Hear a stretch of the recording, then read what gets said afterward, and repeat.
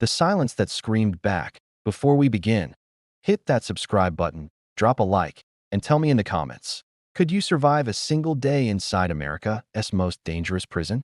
Now imagine this. A cell so small you could stretch your arms and touch both walls.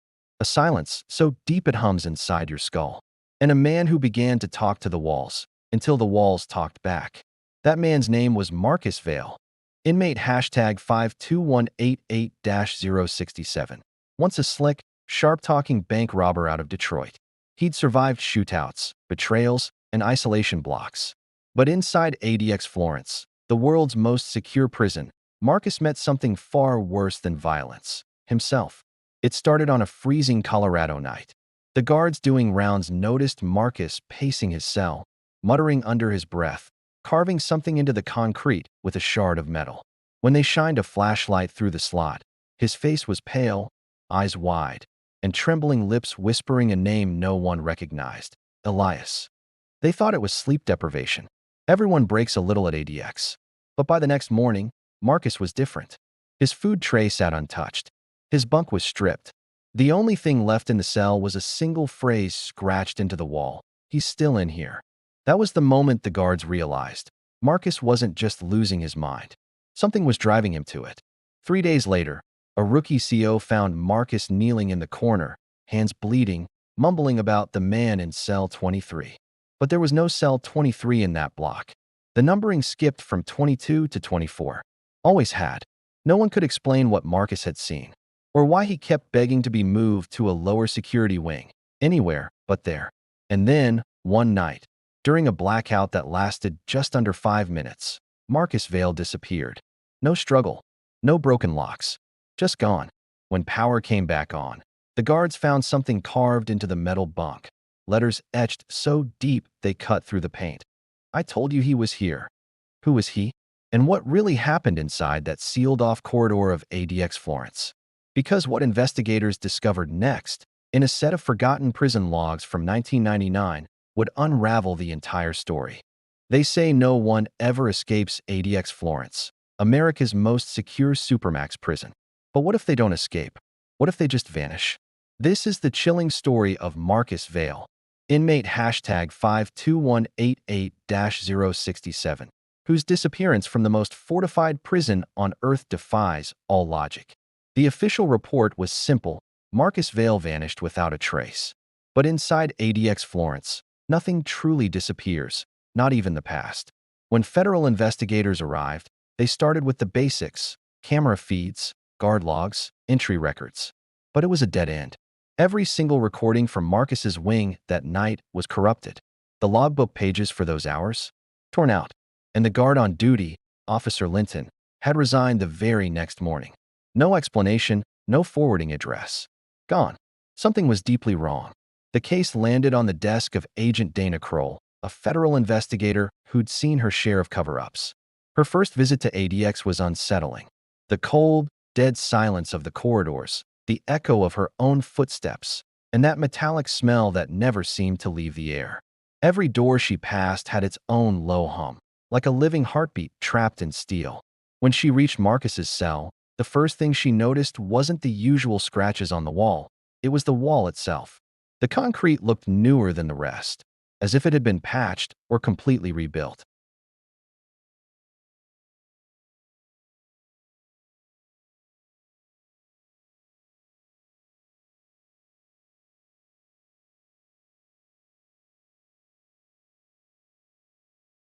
Ramirez hesitated, looking over his shoulder. They shut it down after something happened. A prisoner killed 3 guards. They sealed the cell, renumbered the whole block, and told us to forget it ever existed. But Marcus, he started talking about that cell, about the man who used to live there. The name started appearing everywhere in Marcus's belongings, in scribbles on his books, muttered to guards, even traced into his food trays: Elias. Agent Kroll dug into the old archives, buried under mountains of redacted files. She found a single, dusty report. It mentioned Elias Trenton, inmate #48601-023, convicted of murdering 2 federal witnesses and sent to ADX in 1997. The official cause of death was listed as suicide. But something didn't add up. Elias's death certificate was dated 2 weeks before the supposed riot that shut down Unit Echo. That meant he couldn't have killed those guards. So who did? Dana knew she had to see this sealed corridor for herself. With 2 officers flanking her, she entered the dusty, forgotten area behind Marcus's old cell block. The air was thick, and the walls were covered in strange, circular carvings, repeated in a perfect, obsessive rhythm. At the end of the hallway stood a single, heavy steel door, welded shut, faded under layers of grime. 3 words were just barely visible. Do not reopen. And below them, 2 initials, E.T. Elias Trenton. As Dana leaned in to inspect the welds, her flashlight flickered. For a split second, the beam caught something in the narrow slit of the door's viewport. A shadow, tall and unmoving, standing just beyond the light's reach. She froze, her blood turning to ice. "Is someone in there?" she called out, her voice swallowed by the silence. No answer, just the faint, unmistakable sound of breathing. When the officers stepped forward to get a better look, the shadow vanished, leaving only a cold draft seeping from the welded seams. The air in that hall grew heavy, suffocating. They sealed the corridor again, but Dana couldn't shake what she saw just before they left. A single, fresh handprint on the inside of the glass viewport. It wasn't Marcus Vale's, and that's when she discovered the most terrifying detail of all. In the prison records, Elias Trenton's cell had never been decommissioned. It had been reclassified. The new inmate assigned to it, Marcus Vale. 2 days later, Agent Kroll returned to ADX Florence armed with a federal warrant to access the full inmate archive, digital and physical. The prison administration resisted, citing a Section 19 mental security protocol. But Dana had seen that excuse before. It was a smokescreen, a clear sign that someone wanted the truth buried deep. As she forced her way into the system, she found the strangest thing yet. Marcus Vale's file was being actively updated, even though he was officially listed as missing. New guard shift notes, behavioral observations, and even meal logs were appearing daily. They were all signed with initials she didn't recognize, E.T. That night, she confronted Warden Harlan. He stared at her, jaw clenched, before finally muttering, "You don't understand what that cell is. You think it's just concrete and bars. But ADX was built in layers, experimental wings. Some of them, they were never meant to hold people." Then what were they meant for? Dana demanded. Observation was all he would say. Later, a janitor named Caldwell, pale and trembling, pulled Dana aside. "You're looking for Marcus Vale, right? I saw him. Or, I thought I did. Down near Block Echo." Dana's pulse quickened. "When, 2 nights ago, the corridor lights were flickering, and I saw someone standing in the old hall. Same jumpsuit number, 52188-067. But his face, it looked wrong. Like it wasn't him anymore." The next day, she convinced Ramirez to take her back down, this time deeper into the forgotten sections beneath the official floor plan. They passed a rust-eaten sign, Experimental Sensory Isolation, Prototype Wing. Dana finally understood. This wasn't just a prison. It was a psychological laboratory buried under the guise of maximum security. At the end of a narrow corridor, she found a small, half-sealed cell. Inside was a single, heavy chair bolted to the floor, with straps hanging from the armrests. Written in faint chalk on the wall was a chilling message. Elias was right. The silence listens. Suddenly, her flashlight flickered and died, plunging them into absolute darkness. Ramirez whispered, his voice tight with fear, "Agent, we need to go. Now." But she couldn't move. Something in the dark was breathing, a faint but steady rhythm echoing from behind the wall. She pulled out her backup light. The beam landed on the welded steel door from before, the one that had been sealed shut. Except now, the welds were cracked, freshly broken. Inside, the air was thick with the metallic smell of blood. And on the far wall, written in letters that were still dripping, were 6 horrifying words. "Elias never left. Neither did I."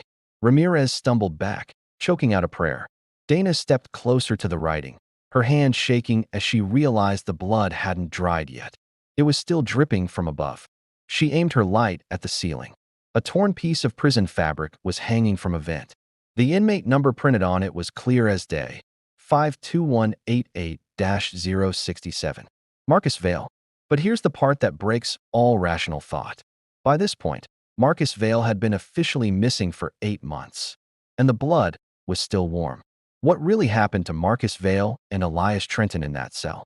What is ADX Florence really hiding in its deepest, darkest corners? Some doors are sealed for a reason. Thanks for watching. If you found this mystery as chilling as I did, make sure to hit that like button and subscribe for more stories from the shadows. Stay safe out there. The corridor was sealed again by morning. The official report cited a containment breach from structural decay, but I wasn't buying it. What I'd seen last night, that wasn't rot. That was intentional. When I tried to get back in, the guards stopped me cold. Orders from Washington, one of them grunted. Investigation terminated. Any sane agent would have walked away. But my gut screamed that something was deeply wrong. That night, I holed up in a cheap motel 20 miles away and opened my laptop. I'd taken photos of everything, the strange carvings, the blood, the cracked welds in the cell. But when I opened my camera roll, every file was gone. Wiped clean, replaced by a single, terrifying image. It was a close-up of an inmate's face, pale, eyes wide open, staring directly into the lens as if he knew I was watching. The file name read, Elias Trenton. My blood ran cold. I checked the metadata. The photo had been taken just 2 hours ago, inside the prison. My hands were shaking as I dialed my contact, Ramirez. Did anyone access the East Block tonight? I demanded, my voice barely a whisper. No, he said, confused. The whole sector's sealed. Power's been cut for days. Then how the hell did someone send me this? Before he could answer, a knock echoed through my motel room. 3 slow, heavy knocks. I grabbed my sidearm and crept to the door, peering through the peephole. Nobody. But on the doormat lay a folded piece of paper, its edges stained with something that looked a lot like dried blood. I unfolded it. Inside was another photograph. It was Marcus Vale, sitting in his cell. But behind him, carved into the concrete wall, was a date. November 3rd, 2025. Today's date. The next morning, I went rogue. Using Ramirez's old access badge, I slipped back into the restricted corridor. The air was different, colder. Every cell door I passed was wide open, swinging silently. When I reached Marcus's old cell, I froze. It was clean, spotless. The walls were freshly painted, a perfect, sterile white. The carvings were gone. The blood was gone. Even the serial number plate on the door had been replaced. But there was something new. Lying neatly on the bare bunk was a prisoner intake form. Inmate name, Dana Kroll. Inmate ID, 52188-067. Cell assignment. Echo unit, cell 23. For a moment, I couldn't breathe. My real badge, it was missing from my belt. I looked at the form again, and my stomach dropped. My fingerprint was already stamped at the bottom. Then, the intercom above me crackled to life. A voice, deep, measured, and horrifyingly familiar, spoke softly. Agent Kroll, welcome to Echo Unit. Observation begins now. It was Marcus Vale's voice. Calm, controlled. The lights in the corridor dimmed, leaving only the low hum of electricity. And somewhere down the hall, that slow, heavy breathing started again. Patient, unhurried. I turned toward the sound, raising my gun. Marcus, I whispered into the gloom. A faint, distorted laugh echoed back through the speakers, almost metallic. No, Agent. Marcus was the experiment. You're the result. And then, the lights went out completely. I was swallowed by absolute darkness. Not the kind your eyes adjust to. This was engineered. ADX's sensory deprivation dark, where your own breath feels like a stranger's. A soft mechanical click sounded above my head, followed by the hiss of recycled air.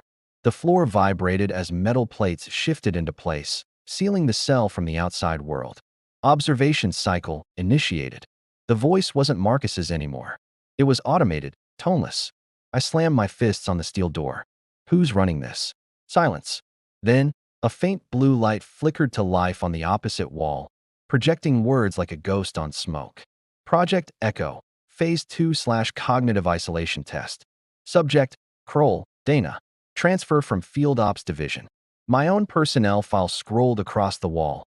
Medical records, psych evals, even my most private notes. This system knew everything about me. Another click. Speakers hidden in the ceiling came alive with a loop of overlapping whispers, impossible to separate. One man's voice repeated over and over. The silence listens. I pressed my palms to my ears, but the words sank right through my skull. I don't know how long I was in there, minutes or hours. Then, a dim light pulsed from a vent above the bunk. I climbed up, reached for it, and froze. Someone had taped a piece of paper to the grill. I tore it free. A single line was scrawled in hurried pen. They read trying to finish what Elias started. Below the note was a thumbprint. It wasn't mine. It wasn't Marcus's. A background check later confirmed whose it was. Elias Trenton's, logged in 1997. Nausea churned in my stomach. If that print was real, Elias had touched this note long after he was officially declared dead. The intercom crackled again, this time with a real voice. Marcus Vale, unmistakably alive. Agent Kroll, do you understand now? They built the echo unit to erase us. To see how long a mind lasts without sound, light, or truth. Elias broke the rules. He spoke to the silence. And now, it speaks through us. You're part of it, I shouted, my voice cracking. You helped them. No, Marcus replied, his voice already fading into static. I'm just what's left when the silence wins. Suddenly, the light snapped on, white and blinding. The door slid open. Guards in full biosuits rushed in, grabbing my arms and forcing a black hood over my head. As they dragged me down the hall, I caught a glimpse of my reflection in a mirror on the far wall. But the figure staring back wasn't me. It was wearing Marcus Vale's face. When Dana came to, she was strapped to a gurney under the same blinding white lights she'd seen in her nightmare. Or what she thought was a nightmare. Her wrists were bandaged, her throat dry, her mind foggy. Through the glass, 3 figures in lab coats watched silently. No insignias, no names. Just cold eyes behind fogged face shields. One of them finally spoke through the intercom. Agent Kroll, you've been through a psychotic break. You attacked a corrections officer during your inspection. We've had to sedate you for your safety. Dana tried to protest, but her voice came out cracked. That's not true. You're lying. You've been in Echo Unit for 72 hours. 72 hours. But Dana remembered days. Maybe weeks. We'll help you recover, the voice continued. You've experienced what inmates like Marcus Vale went through. You now understand the psychological effects of echo isolation. Dana's pulse quickened. Where's Marcus? The man behind the glass paused. Then, almost casually, Marcus Vale died in 2017. You already know that. She froze. No. I spoke to him. I heard him. The man exchanged a glance with his colleague, then turned back toward her.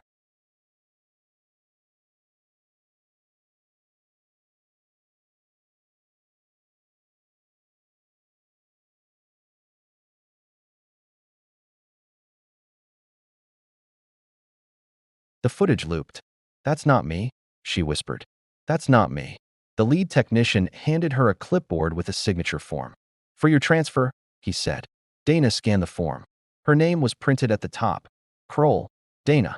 But under signature of processing officer, the initials were written clearly in black ink, E.T.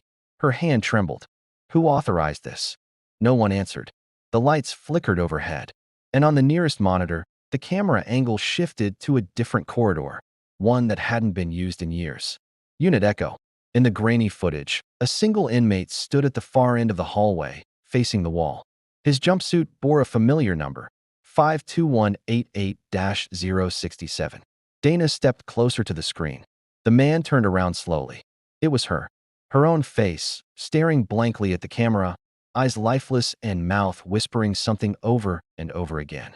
She pressed her palm against the glass of the monitor. What is this? The technician's voice behind her was calm, almost kind. Observation complete. The monitor blinked to black. And then the loudspeaker clicked on, broadcasting a single message through every hall in ADX Florence.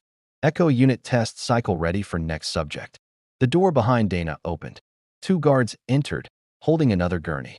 And on it was a man whose face was barely visible beneath dried blood and restraints. His inmate tag read, Elias Trenton. He opened one eye, met hers, and whispered through a broken smile. Welcome to the silence. They wheeled Elias Trenton's body past her, the sound of the gurney's metal wheels echoing down the corridor, slow, steady, final. But something in his eyes told Dana he wasn't just alive. He was aware. When the guards left, Dana found herself alone again, standing in that sterile hallway. The air felt thick, humming faintly, like a power line just beneath the skin of the walls. Every instinct screamed to run. But there was nowhere to go, not in ADX Florence, not in the echo unit. She turned back toward the monitor room. The screens flickered, one by one, showing feed after feed, empty cells, silent hallways, until one camera came alive. It was Marcus Vale's cell. Only now, there was someone inside. Not Marcus. Her.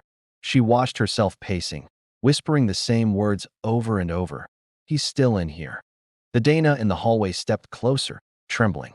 That's not me, she whispered. Then the version of herself on screen stopped, lifted her head, and stared directly into the camera. A faint, broken smile spread across her face.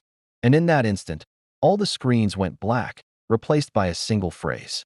Project Echo. Successful transference subject status.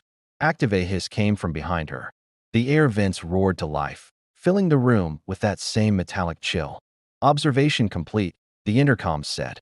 Initiating next cycle. The lights dimmed. The hallway doors slammed shut.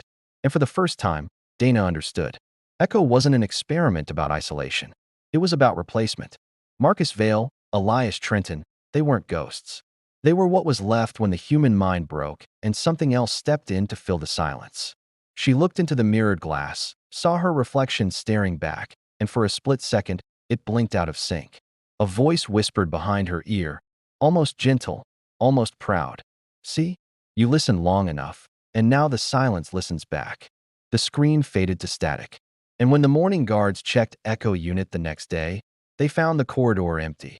Except for a single phrase carved deep into the wall, letters still warm to the touch. I told you he was here. If you made it this far, you're part of the few who've heard the silence. What do you think really happened inside ADX Florence? Was it madness, or a secret buried too deep to be erased? Drop your thoughts below. I read every single one. Hit that like button if the story gave you chills. Subscribe if you want more real prison mysteries. And share this video to let others hear the silence too. Because somewhere out there, another door just opened.